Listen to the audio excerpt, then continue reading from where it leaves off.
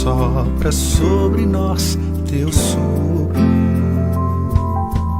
reunidos neste ajuntamento. Honra e santifique este momento com a tua igreja que é teu povo. Faz teu rio de paz correr no meio destes que por fé vem bendizer-te e a uma voz oferecer-te seus louvores, súplicas e anseios. Tu és o Senhor de toda a glória, hoje, sempre, como foste outrora, no correr da história, revelando teu amor, Deus bendito, Rei e Salvador. Deus bendito, Rei e Salvador.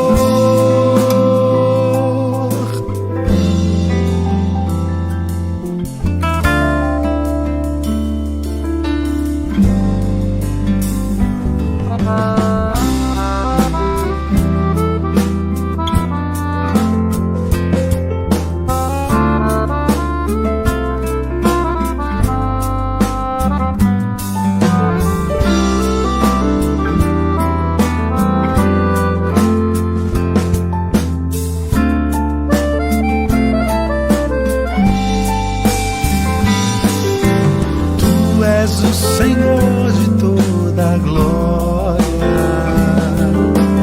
hoje, sempre, como foste outrora, no correr da história, revelando teu amor, Deus bendito, Rei e Salvador. Deus bendito, Rei e Salvador. Deus bendito, Rei e Salvador. Deus bendito, Rei e Salvador.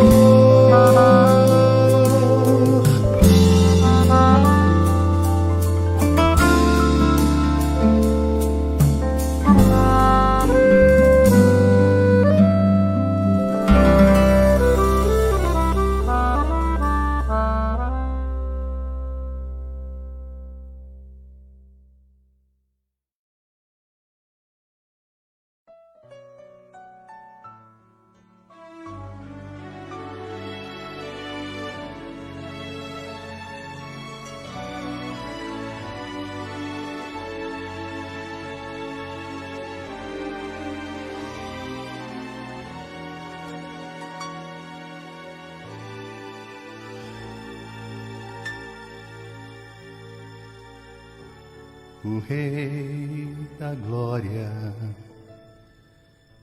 o Rei dos Reis, Senhor dos Senhores, soberano Deus, é Jesus, é Jesus, é Jesus.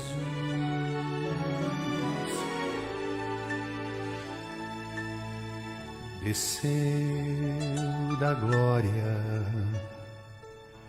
e homem se fez, varão de dores, servo sofredor, padeceu, sim, Jesus padeceu. Bendize, ó minha alma, bendize ao Senhor, e toda a minha vida proclame seu louvor. Bendize, ó minha alma, bendize ao Senhor, para sempre penhorada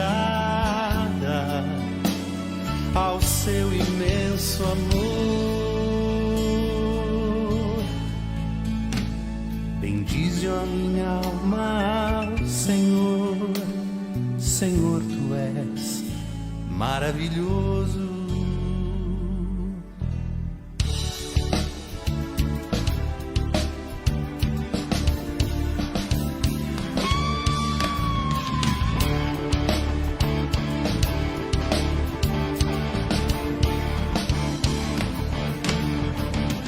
Todas as tribos, povos e raças, muitos virão te louvar. De tantas culturas, línguas e nações, no tempo e no espaço, virão te adorar.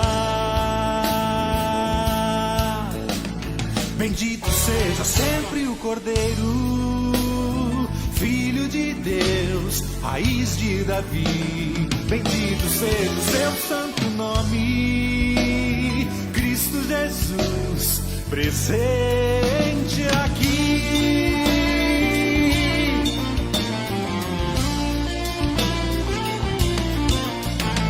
Remidos comprados, grande multidão, muitos virão te louvar. Povo escolhido, teu reino e nação, no tempo e no espaço, virão te adorar. Bendito seja sempre o Cordeiro.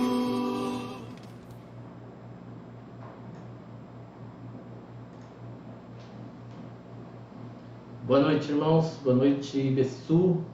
Boa noite, pessoal que está entrando aí de outras igrejas. Sejam todos bem-vindos. Estamos aqui para mais um culto a nosso Deus. E eu queria começar fazendo uma leitura da palavra do Senhor no Salmo 37. Então, se você está com a sua Bíblia aí na mão, você pode abrir no Salmo 37, nós vamos ler um trecho desse salmo, ok? Salmo 37, a partir do verso 1, diz assim: Não te indignes por causa dos malfeitores, nem tenhas inveja dos que praticam a iniquidade, pois eles, dentro em breve, definharão como a relva e murcharão como a erva verde. Confia no Senhor e faz o bem. Habita na terra e alimenta-te da verdade.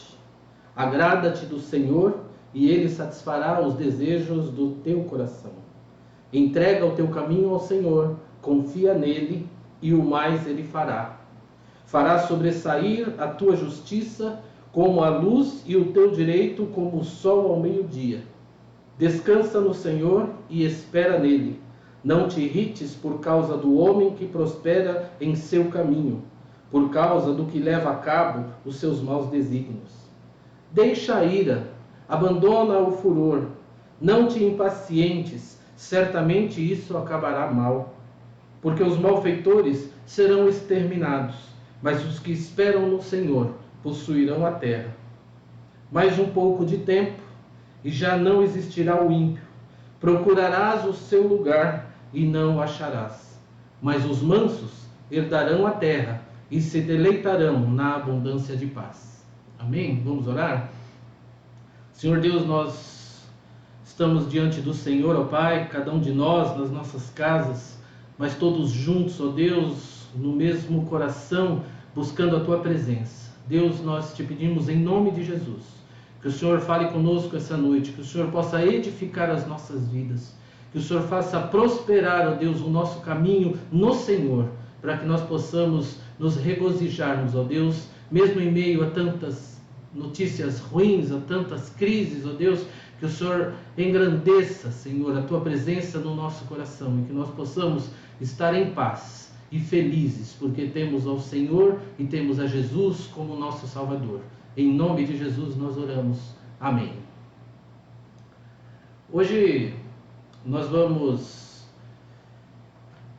fazer um pouquinho diferente. O William vai cantar um louvor no final do culto. Então eu queria imediatamente passar agora a nossa meditação da Palavra de Deus nessa noite. E eu convido que você abra a sua Bíblia no livro de Marcos, capítulo 8. Evangelho de Marcos, capítulo 8. E eu gostaria que você fosse até ali e permanecesse com sua Bíblia na mão. Hoje nós temos alguns textos que nós vamos estar lendo durante a meditação, e seria importante que você estivesse com a sua Bíblia e acompanhando aí, ok? Então, Evangelho de Marcos, capítulo 8, tá bom?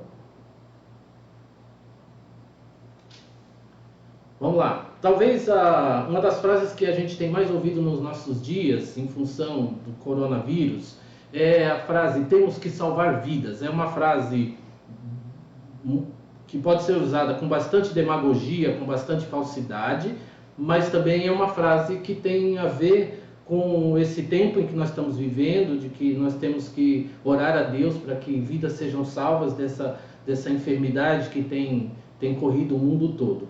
Mas esse sentimento de salvar vidas, de salvar as nossas vidas, de salvar a vida de alguém, isso faz parte de quem nós somos. Como seres humanos, é assim que nós somos. E é interessante que a Bíblia trata dessa questão de salvar vidas. A Bíblia tem um texto que fala sobre essa questão de salvar a vida, mas ela fala de um prisma totalmente diferente do que nós estamos vivendo hoje, e muitas vezes é diferente das nossas colocações comuns, né?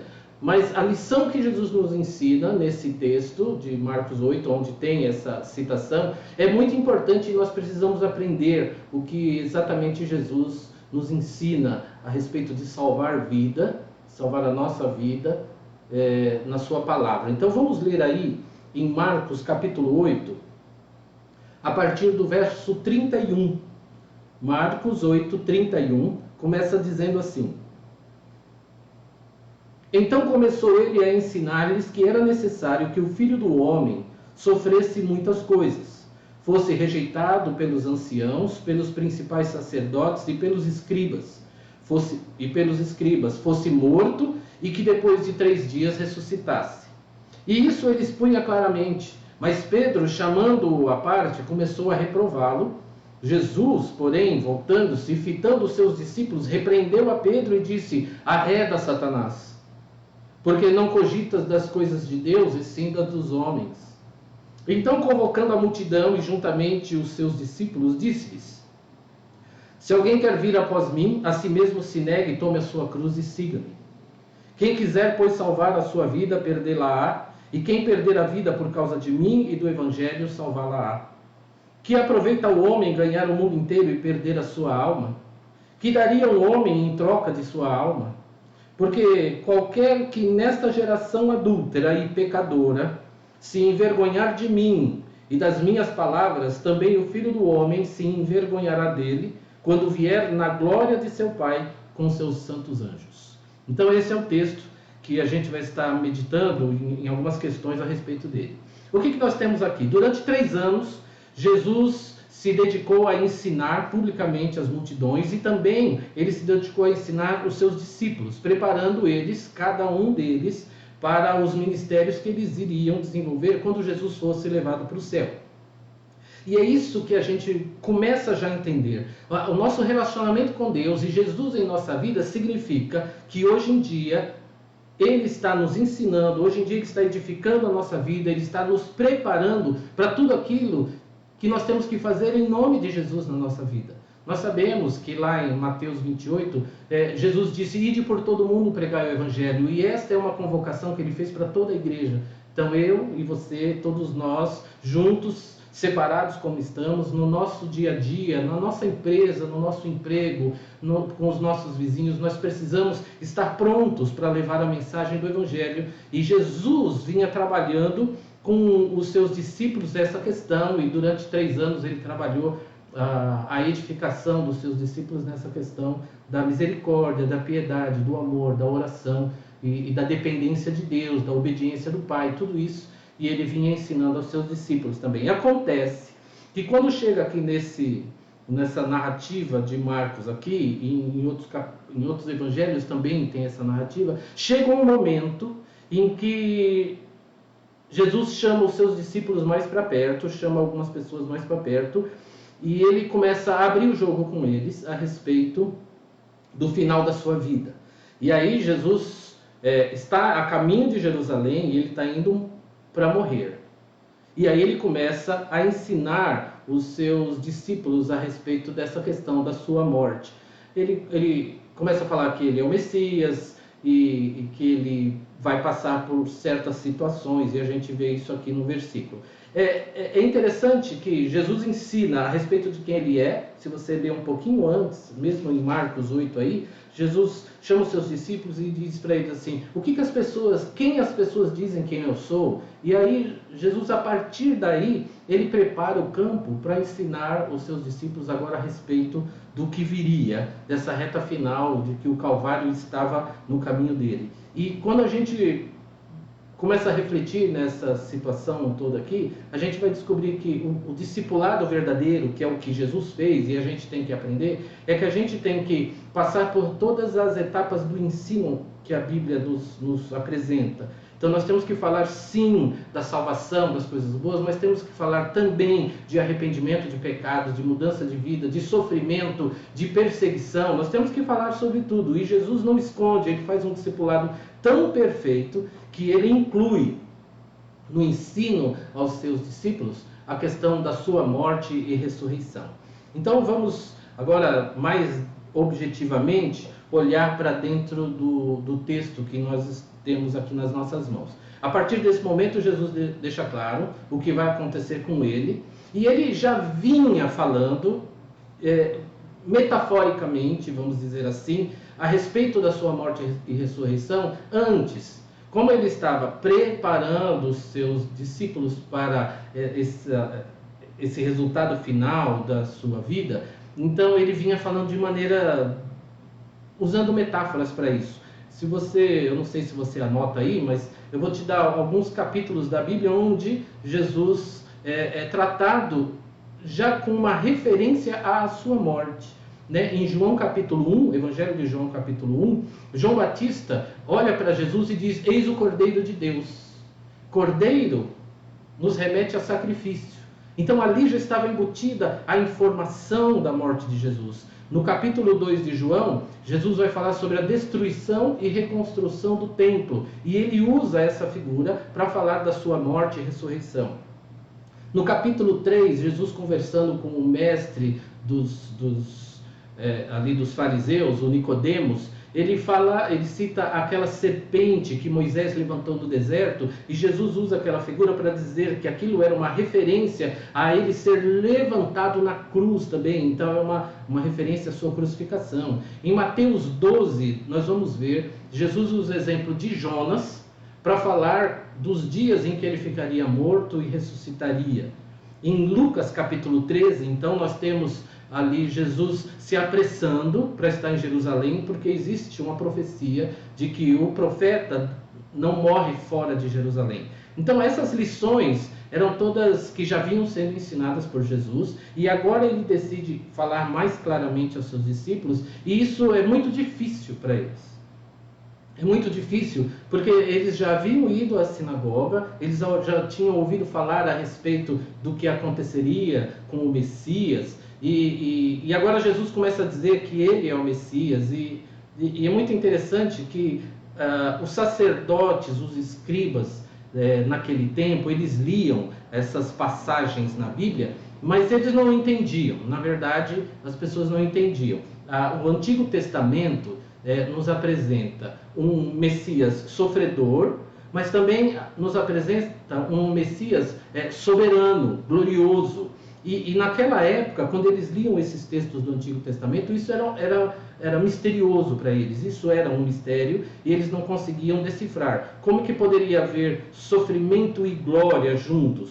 Então, existia até, se você faz um estudo a respeito dos ensinos daquela época, você vai perceber que alguns líderes religiosos ensinavam até que existiriam dois Messias, um que sofreria e um que seria glorificado. E assim era como era naquela época. E nós então vemos aqui Jesus trazendo aos seus discípulos mais clareza aqueles textos, dizendo, eu sou o Messias, essas profecias são todas a respeito de mim, eu serei rejeitado do meu próprio povo, eu sofrerei humilhação e dor, eu serei crucificado, eu serei ressuscitado e eu serei glorificado. Então Jesus apresenta essa notícia, mas como ela é uma notícia muito difícil de ser aceita, como assim? O meu mestre vai morrer? O meu mestre... Era uma notícia tão terrível que os discípulos ficaram presos à informação da morte de Jesus. Imagina o seguinte, morto numa cruz. A questão da cruz naquela época é que a morte na cruz era o pior tipo de morte que uma pessoa poderia sofrer, morrer na cruz. Então, é interessante que hoje os cristãos usam a cruz como um enfeite, né? Usa como um broche, um pingente, é uma joia muito bonita, às vezes muito bem feita, cravada de diamantes e de rubis, mas é como se a gente imaginasse que hoje a gente usasse um pingente, imagina uma mulher muito bem vestida e ela usa aquele colar e ela põe como pingente um AR-15, ou ela põe um revólver 38. Imagina você colocar na sua casa um quadro muito lindo de uma cadeira elétrica que é usada para execução de presos em alguns países. É esse tipo de coisa. A cruz para eles não tinha, nunca, jamais tinha um sentido de beleza. A cruz era vergonha, a cruz era horrível, a cruz simbolizava a morte. Eles jamais fariam o que a gente faz, né? E até é interessante que a gente tem músicas que a gente canta sobre cruz, e às vezes a gente está tão no automático que a gente canta assim, a cruz, legal, puxa, cruz combinou com Jesus, e aí a gente está mais preocupado com a rima da música, com o fato de que a cruz significou a morte de Jesus mesmo, literalmente. E aí talvez a gente precisasse repensar essa questão da cruz na nossa vida e não deixarmos que essa pequena palavrinha seja tão banal. Não para nós que cremos no nosso Deus e que enviou Jesus para morrer numa cruz, no meu lugar. Então talvez para nós a gente precise repensar um pouco essa questão da cruz, né? Mas é interessante que isso não somos só nós agora. Lá em Marcos capítulo 9, Jesus, no capítulo 10, se você puder ir até o capítulo 10 de Marcos, olha o que diz a partir do verso 32, Jesus ainda falando da sua morte, estavam de caminho subindo para Jerusalém, Marcos 10, 32, estavam de caminho subindo para Jerusalém, e Jesus ia adiante dos seus discípulos. Estes se admiravam e o seguiam tomados de apreensões. E Jesus, tornando a levar à parte os 12, passou a revelar-lhes as coisas que lhe deviam sobrevir, dizendo: eis que subiremos a Jerusalém, e o Filho do Homem será entregue aos principais sacerdotes e aos escribas. Condená-lo-ão à morte e o entregarão aos gentios. Hão de escarnecê-lo, cuspir nele, açoitá-lo, matá-lo, mas depois de 3 dias ressuscitará. Olha que interessante. Jesus faz um relato bem detalhado de tudo que iria acontecer com ele, e no finzinho ele disse assim, depois de 3 dias ressuscitará. Mas olha o que acontece quando uma pessoa não coloca atenção na realidade das coisas. Versículo 35 continua e diz assim, então se aproximaram dele Tiago e João, que eram discípulos dele, filhos de Zebedeu, dizendo-lhe: mestre, queremos que nos concedas o que vamos te pedir. E ele lhes perguntou: o que quereis que vos faça? Responderam-lhe: permita-nos que na tua glória nos assentemos, um à tua direita e outro à tua esquerda. Você acredita nisso? Que Jesus está falando do seu sofrimento, da sua morte, que ele vai ser escarnecido, cuspido, açoitado, crucificado, e tinha gente preocupada num trono do lado de Jesus. Eu aqui, meu irmão aqui do outro lado, Jesus, o Senhor arruma para nós um trono para nós ali, lá quando o Senhor estiver lá no seu trono, na sua glória. Jesus está falando do futuro iminente que já acontecia com ele. Jesus também está falando, estava embutido nisso, o sofrimento que os seus discípulos passariam por causa do seu nome. E é muito interessante que ainda tem gente que arruma lugar, num momento como esse, de falar da morte do nosso Salvador, de pensar em algum tipo de prosperidade, algum tipo de valorização, algum tipo de honra. A gente precisa pensar que aqueles homens estavam ali ao vivo e a cores com Jesus em carne e osso. E ainda assim, na sua fraqueza humana, eles passavam ainda a disputar posições no reino de Deus. É uma loucura. Mas voltando lá para o nosso Marcos capítulo 8, olha o que diz o verso 32 e 33. E isso expunha claramente, Jesus dizendo que ia morrer e tal. E isto ele expunha claramente. Mas Pedro, chamando-o à parte, começou a reprová-lo. Jesus começa a falar da sua morte, começa a falar do seu sofrimento, fala da sua ressurreição. E Pedro começa a reprovar Jesus. E aí muita gente fica assim, poxa, mas Pedro, né? E a gente tem uma tendência de criticar muito. Mas eu acredito que antes de criticar Pedro, a gente podia pensar um pouco que ele estava ali dando uma demonstração de amor por Jesus muito grande. Eu não estou dizendo que ele estava certo. Mas aquele sentimento do Pedro foi assim, Jesus, o Senhor é meu Senhor. O Senhor é meu Senhor, é o Senhor que tem guiado a minha vida, é o Senhor que tem edificado a minha vida no conhecimento das Escrituras, e o Senhor está dizendo que o Senhor vai morrer.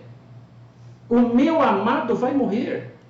Pedro era um homem jovem, era um discípulo ainda novo, mas ele já tinha aprendido a amar Jesus de uma maneira extraordinária, a ponto de se opor ao plano de Deus.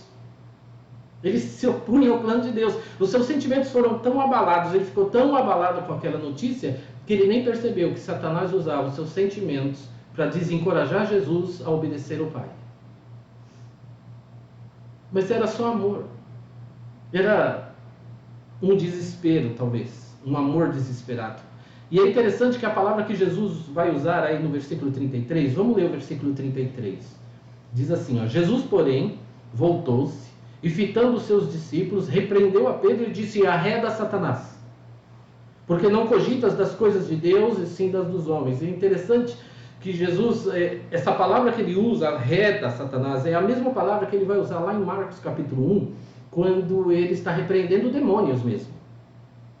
Então Jesus está aqui levando muito a sério essa repreensão que ele dá para o Pedro, né? Porque o que Jesus estava querendo dizer para ele é o seguinte, esse negócio de salvar a vida, isso é coisa de homens, os seres humanos são assim. Mas eu, Jesus, vim para entregar a minha vida por amor à igreja. Jesus só queria fazer esse ponto, que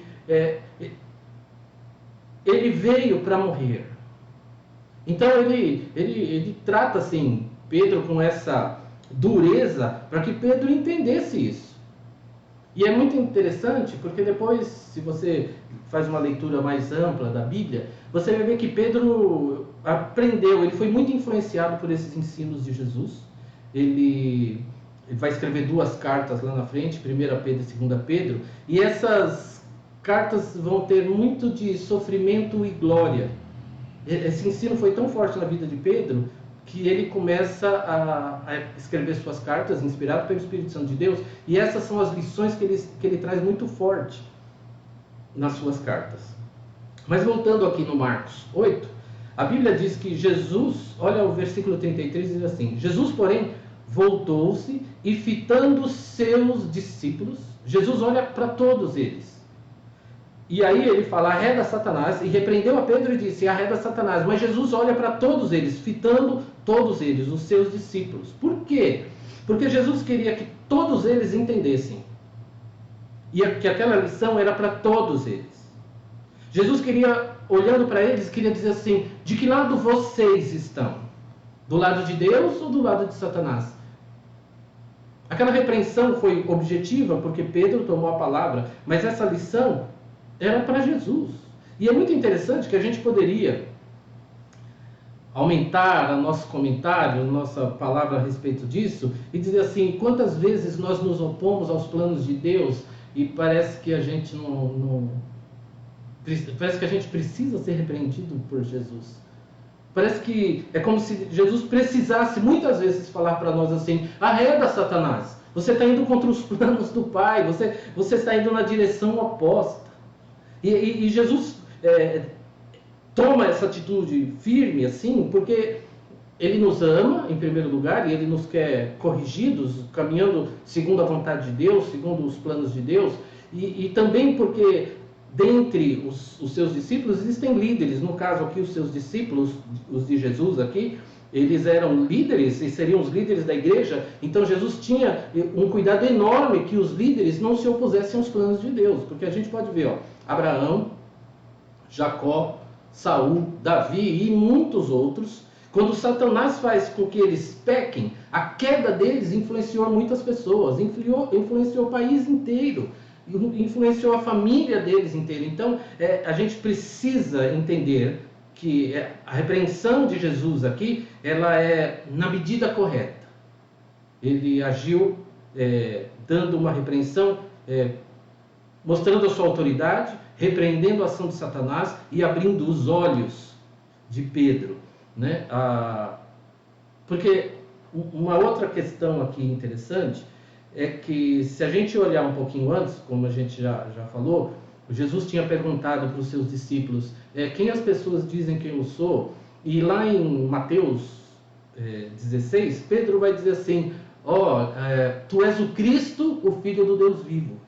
E aí Jesus diz assim, muito bem, Pedro, porque não foi você que falou isso, foi Deus que se revelou através de você e trouxe essa palavra. Então Pedro tinha acabado de ser elogiado, de ser abençoado por Cristo, porque ele trouxe uma palavra que não era dele, o próprio Deus usou a boca de Pedro para falar aquilo a respeito de Jesus. E aí é onde a gente tem que tomar muito cuidado, porque no momento em que a gente acha que está super bem, em que a gente está numa comunhão bem saudável com o Senhor, é quando Satanás encontra brechas na nossa vida e aí ele nos faz tropeçar. Tem um versículo, eu vou abrir aqui, em 1 Coríntios, capítulo 10.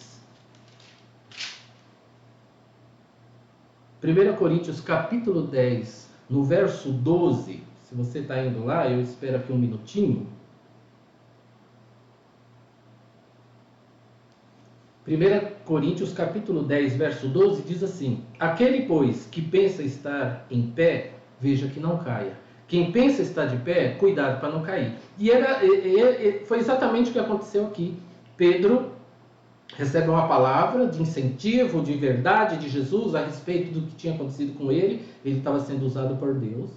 E aí, de repente, ele se opõe ao plano de Deus. Então, é muito interessante. E Pedro passou por umas situações assim na sua vida e ele precisou aprender como lidar com isso. Então, por exemplo, em Mateus 17, Jesus está num monte e ele passa por aquele momento da transfiguração.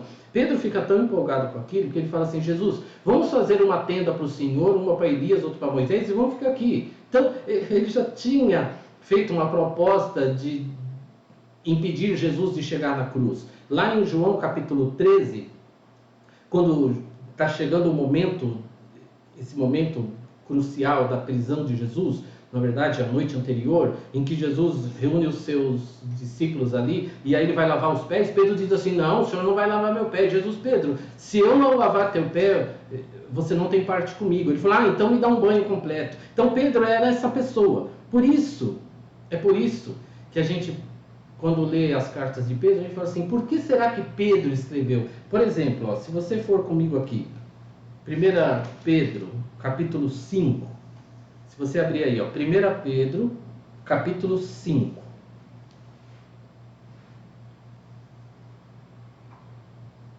Olha o que diz o verso 8. Diz assim, sede sóbrios e vigilantes. O diabo, vosso adversário, anda em derredor, como leão que ruge, procurando alguém para devorar. Então Pedro, ele escreve isso aqui na carta dele, porque ele passou por isso. E Jesus está dizendo para ele assim, arreda Satanás. Quer dizer, o mesmo Pedro, que foi usado por Deus, agora é usado por Satanás. Então nós temos que tomar muito cuidado com isso, nós temos que aprender a andar em fé, mas sem permitir que as circunstâncias moldem as nossas ações. Porque isso é muito perigoso. E assim, e esse Pedro, esse mesmo Pedro que amava tanto Jesus, ele confiava muito no seu coração ainda nessa época, e ele ia pelos seus sentimentos. E é muito interessante que esse mesmo Pedro, quando Jesus foi preso, ele negou Jesus. Esse mesmo Pedro, que amava tanto Jesus, e que se opôs tanto à morte de Jesus aqui, esse mesmo Pedro nega Jesus 3 vezes, na hora que Jesus vai preso. E isso aqui é para nos ensinar que apesar da gente amar muito Jesus de verdade, apesar da gente estar firme com Jesus, a gente não pode ser regido pelos nossos sentimentos. A gente não pode ser regido pelo nosso coração. Nós temos que ser regidos pela palavra de Deus em nós.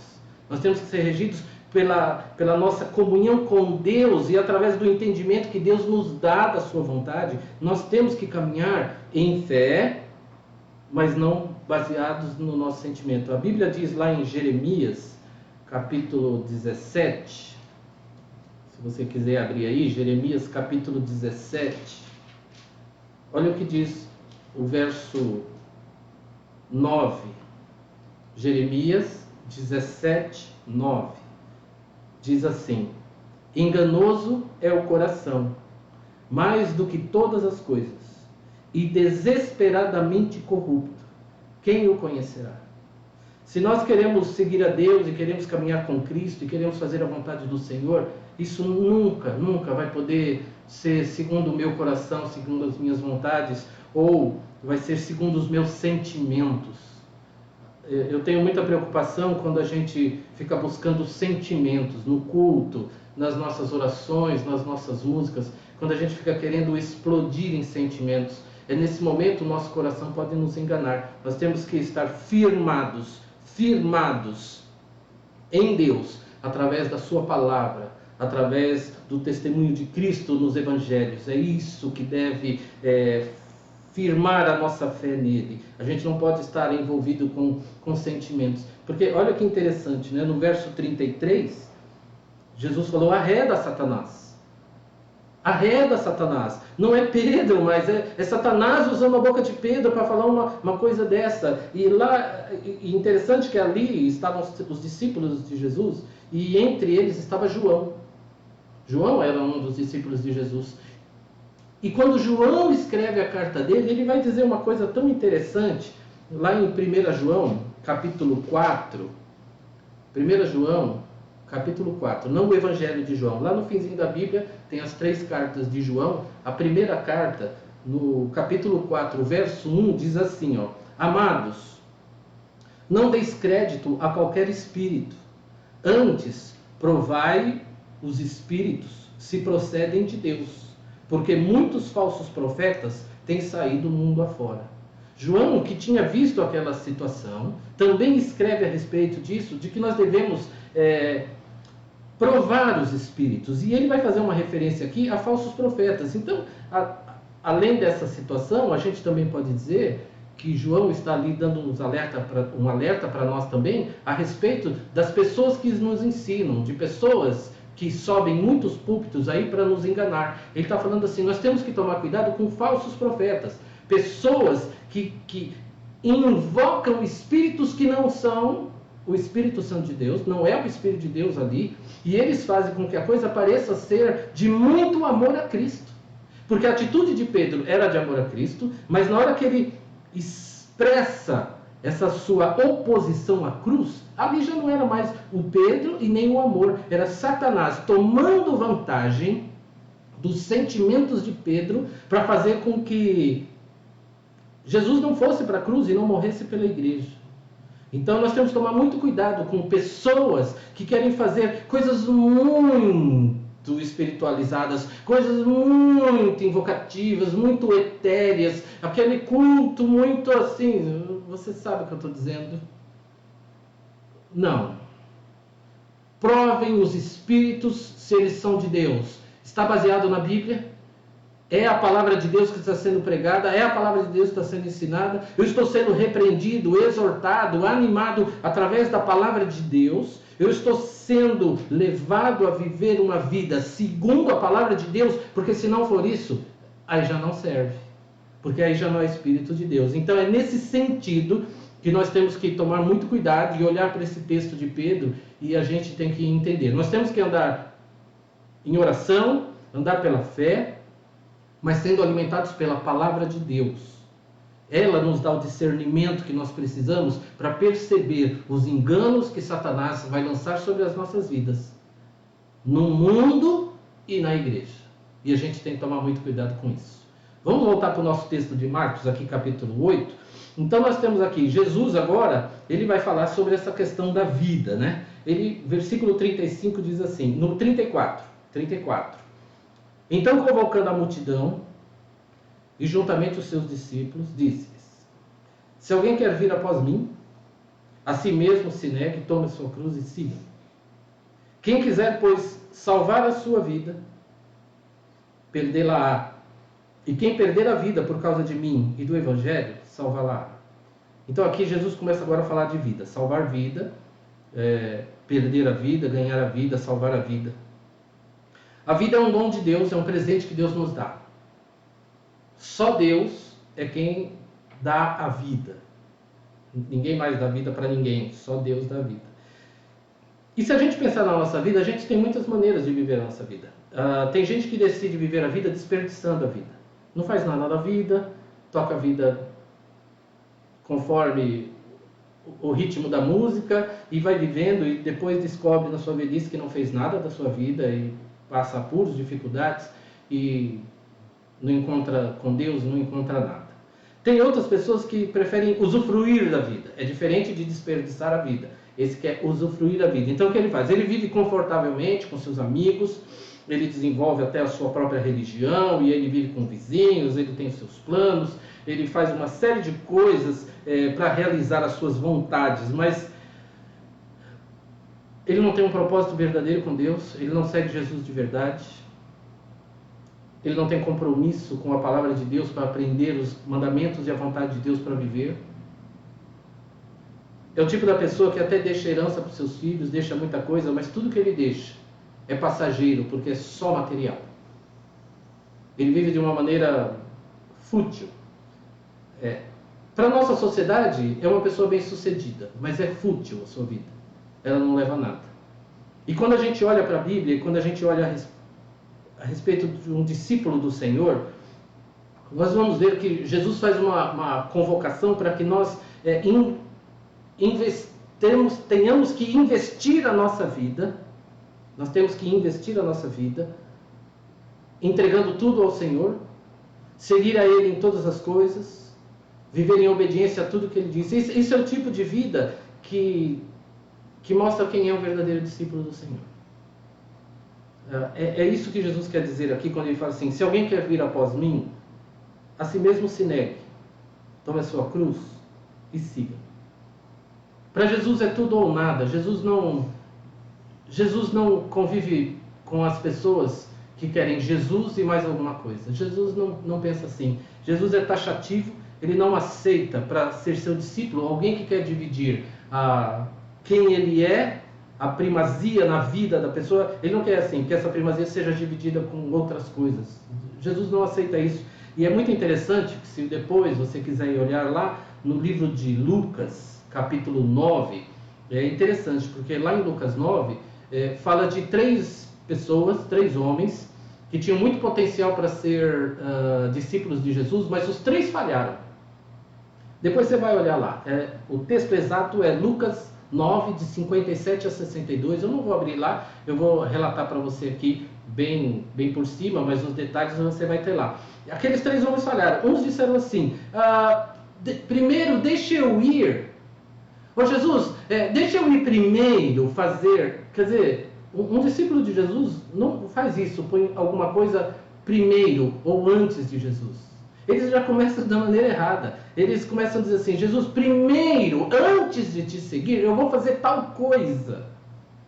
Jesus está dizendo assim: se alguém quiser me seguir, negue-se a si mesmo, tome a sua cruz e siga-me. E é agora, é imediato, não tem tempo para outras coisas. E é interessante que, se você for lá depois e ler, você vai ver que o primeiro fica preocupado, porque Jesus fala para ele assim: eu não tenho onde dormir, eu não tenho onde encostar minha cabeça. É como se aquele homem estivesse indo atrás de Jesus buscando algum tipo de conforto. Ele queria, de repente, né, eu vou com Jesus ali e vou encontrar ali um caminho da minha prosperidade, da bênção do Senhor na minha vida. Aí Jesus já diz para ele: não vai funcionar por aí, ok?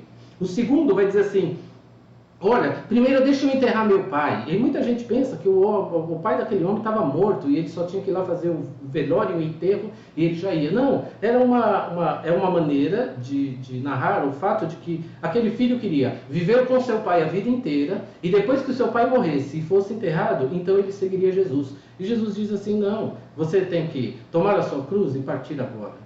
Não tem tempo para isso. E o terceiro, é interessante que o terceiro queria despedir as pessoas. É como se ele quisesse uma festa de despedida. E depois que ele estivesse caminhando com Jesus, se um dia ele estivesse mais tristezinho assim, ele ia dizer assim: teve aquela festa para mim, quem sabe, né? E isso não é ser um discípulo de Jesus. Aquele que é discípulo de Jesus, ele não olha para trás. Quem põe a mão no arado não olha para trás. E Jesus está dizendo o seguinte: quem quiser me seguir, negue-se a si mesmo, tome a cruz e me siga. É daqui para frente. Jesus não está dizendo assim: olha, eu estou convocando vocês para um serviço cristão de tempo integral e depois vocês podem voltar para suas vidas. Não é isso.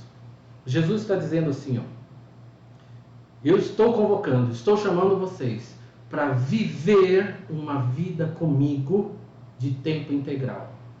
É para viver com Ele, vida cristã, tempo integral.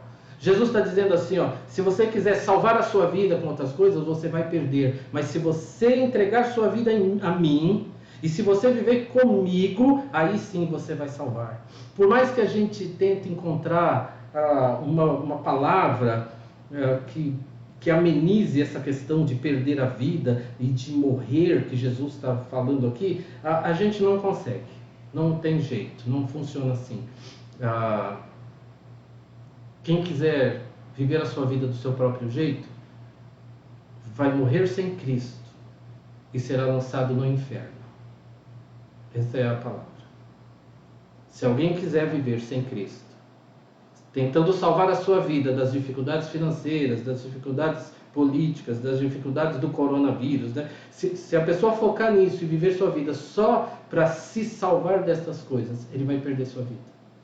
O que Jesus está dizendo é que você não precisa se preocupar com essas coisas a ponto de que não possa viver segundo a sua palavra, segundo o seu senhorio. Jesus está dizendo assim: deixa que eu cuido da sua vida, deixa que eu cuido da sua vida financeira, deixa que eu cuido dos seus planos e projetos, deixa que eu te guardo do coronavírus. Faça tudo o que é necessário, fique em casa, se guarde, use álcool gel. Jesus está dizendo assim: faça tudo o que você pode fazer, mas entenda o seguinte: eu sou aquele que te salva. Porque se Jesus salvar uma pessoa das dificuldades, ele vai fazer isso perfeitamente. Mas a proposta de Jesus é muito além. Ele está dizendo que ele nos salva eternamente, não é? Então, a gente precisa entender isso. Para continuar aqui esse texto, eu vou pegar a narrativa que está lá em João, Evangelho de João, capítulo 12. Se você for para lá,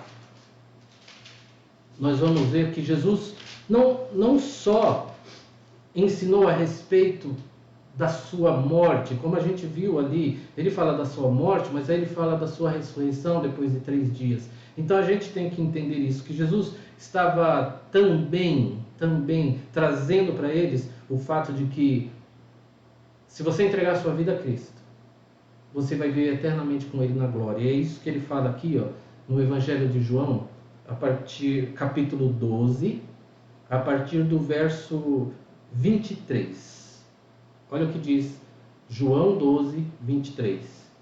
Respondeu-lhes Jesus: é chegada a hora de ser glorificado o Filho do Homem. Olha a expressão que Jesus usa.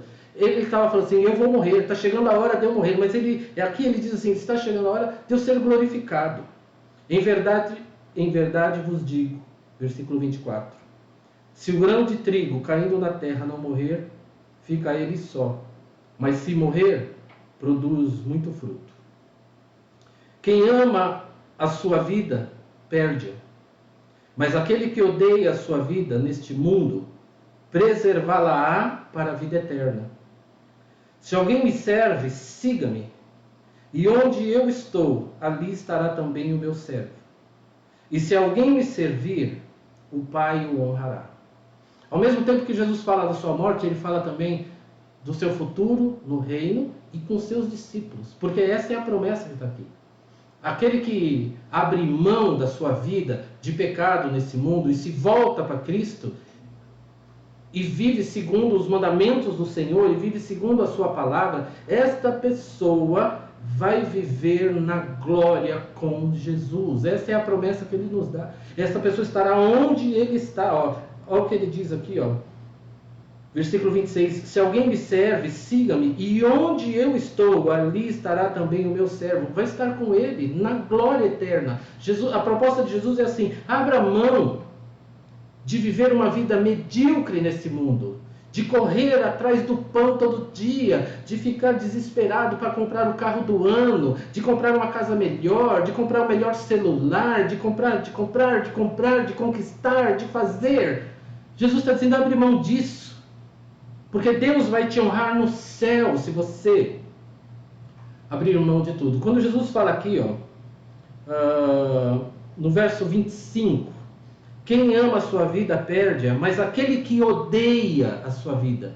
É uma palavra forte. Jesus fala de odiar a vida. Ele está dizendo que se nós não estamos totalmente comprometidos com esse mundo, se nós não estamos comprometidos com interesses desse mundo, se nós queremos servir somente a Ele, essa é a expressão que Ele usa para odiar. Nós temos que amar tanto Jesus a ponto de que essas coisas sejam tratadas como coisas que nós odiamos. Porque quando a gente odeia alguma coisa, e algumas coisas a gente odeia, mas a gente tem que existir com elas, e aí você deixa ela por último no seu plano de vida. E é isso que Jesus está dizendo: odeie a sua vida no mundo, porque ela é passageira, ela é cheia de aflições e dores. Você não precisa estar preso a isso. Mas se você me seguir, se você se dedicar a mim, e só segue Jesus, e só consegue fazer isso quem submete todos os seus planos, os seus projetos, a sua vida inteira, integralmente ao Senhor. Então é isso que ele está dizendo. Se você morrer para esse mundo, você será honrado por Deus quando você chegar lá na glória. Esse é o ponto. Esse é o grande ganho. Aí uma pessoa vai dizer assim: mas morrer é exato. Vamos falar de novo. Esse desligamento das coisas do mundo é que vão trazer consequências como de morte. Porque a partir do momento que você disser assim: eu não quero mais viver uma vida de mentira, eu não quero mais viver uma vida de pornografia, eu não quero mais viver uma vida de malícias, eu não quero... Sabe o que vai acontecer? O velho homem que habita em você vai se rebelar contra você. Você vai sentir resistência em você mesmo para deixar essas coisas do mundo.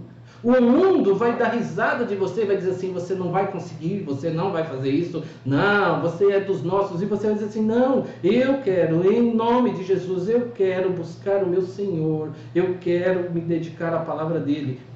Vai haver uma grande reação contra isso. E o que isso significa no mundo? Essa nossa atitude, o que significa isso?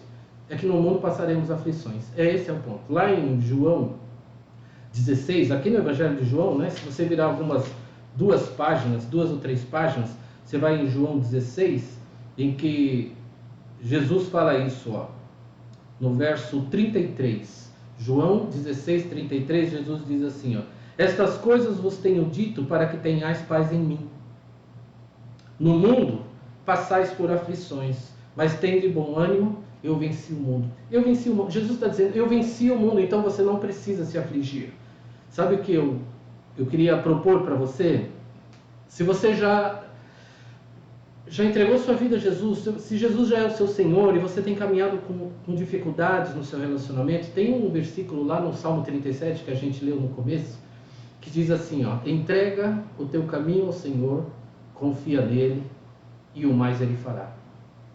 Então, para você que já é cristão e já tem caminhado com Jesus e tem encontrado dificuldade, entrega teu caminho ao Senhor, confia nele. E ele vai fazer todo o restante. Mas se você ainda não serve a Jesus, se você tem uma religião e essa sua religião te permite viver da maneira como o mundo se agrada, se, sabe, eu não estou falando de religião aqui, eu estou falando de Jesus. Se você quer de fato conhecer Jesus, se você quer de fato entregar sua vida a Cristo, se você entende que essa salvação é algo importante, é porque Deus já está falando com você, já está falando no seu coração. Então deixa eu te dizer uma coisa, só tem uma maneira. Leia a palavra de Deus, busque alguém. Nós temos aqui no canal da igreja, nesse Facebook, você pode mandar uma mensagem, vai ter alguém ali disposto a escrever para você e dizer assim, ó, eu vou com você nessa caminhada, eu quero te ensinar mais da palavra de Deus, vamos aprender juntos, vamos buscar o Senhor, vamos orar. E eu tenho certeza que se o seu coração se move nessa direção, Deus pode estar despertando você para algo que você não espera, que é a salvação em Cristo. Eu não sei o que Deus vai fazer depois de tudo isso, mas se você deixar que a palavra de Deus mova o seu coração, te edifique, te traga ao conhecimento de tudo aquilo que Ele tem para nós, isso pode acontecer, tá bom? A verdade do Evangelho, ela vai impactar a sua mente, ela vai trazer assim muitos pensamentos para você, mas ela vai chacoalhar as suas convicções. Tudo aquilo que você tem hoje como certeza absoluta, se você começar a ler a Bíblia, você vai ver que ela vai começar a rachar essas convicções que não estão de acordo com o que Deus é na verdade, com quem Jesus foi e é nas nossas vidas hoje. Então, eu digo para você também, que ainda não serve Jesus por alguma razão, eu te digo assim, ó, entrega teu caminho ao Senhor, confia nele e o mais Ele fará.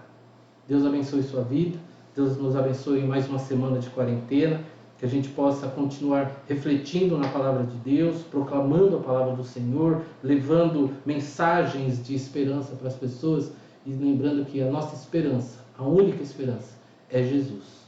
Tá bom? Eu vou orar mais uma vez para que a gente possa encerrar o nosso culto. Então, feche seus olhos aí, vamos orar.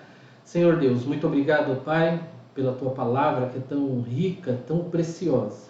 Que o Senhor possa usar as palavras de Jesus em toda a situação de Pedro, ó Deus, nesse conflito que ele viveu e que depois ele aprendeu tanto. Deus, que o Senhor possa usar tudo isso para glorificar o Teu nome através das nossas vidas.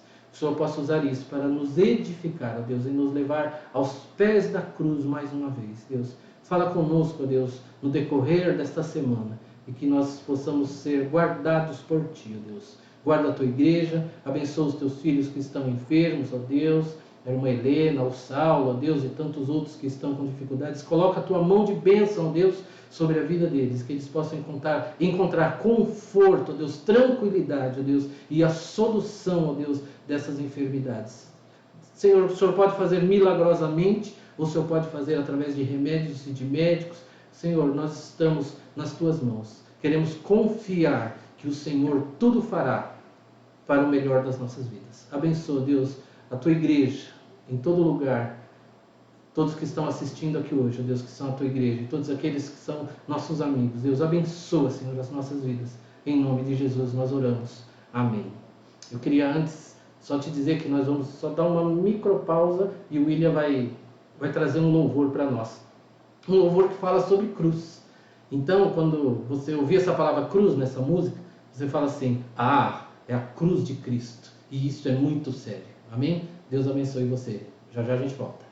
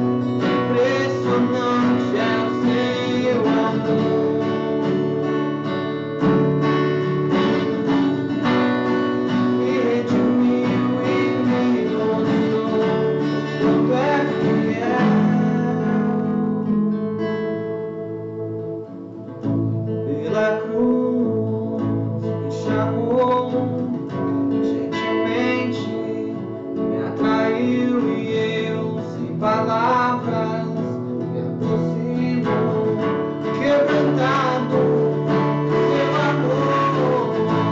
Pela cruz me chamou, gentilmente me atraiu e eu, palavras, me aproximo, quebrantado seu amor.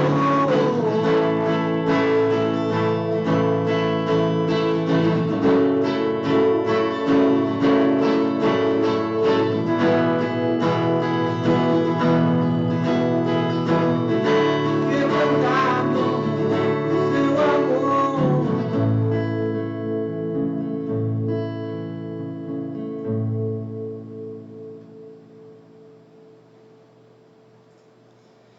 Lembrando que quarta-feira a gente tem o nosso estudo, quarta-feira às 8 horas da noite, aqui pelo Facebook também. E também sábado, 7 horas da noite, nosso encontro de jovens. Quem quiser participar do grupo de jovens, é só me mandar sua conta do Skype, nossos encontros são por Skype. Se alguém estiver assistindo que ainda não faz parte do grupo, ou ainda não passou a sua conta do Skype para mim, é só mandar ou para mim ou no grupo de jovens mesmos, que a gente já adiciona vocês e a gente começa às 7 horas da noite no sábado. Tá certo? Gente, muito obrigado. Tenha uma boa noite.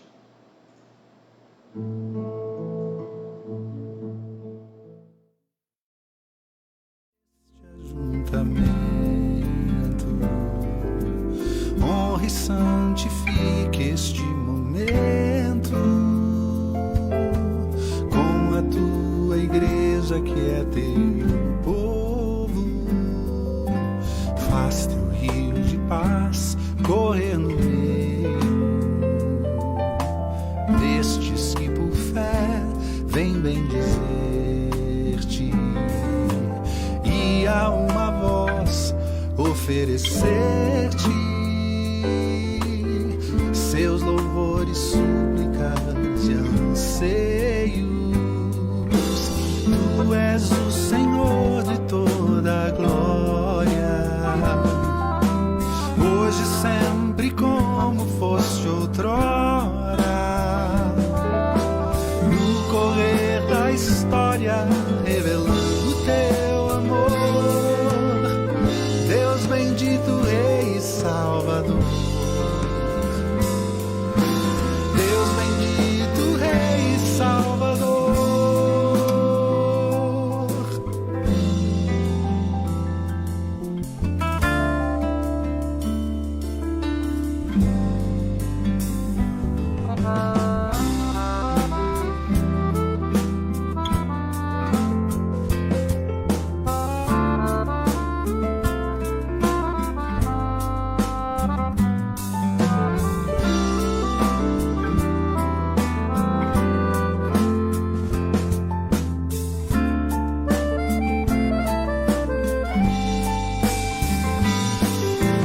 Tu és o Senhor de toda a glória, hoje, sempre, como foste outrora. No correr da história, revelando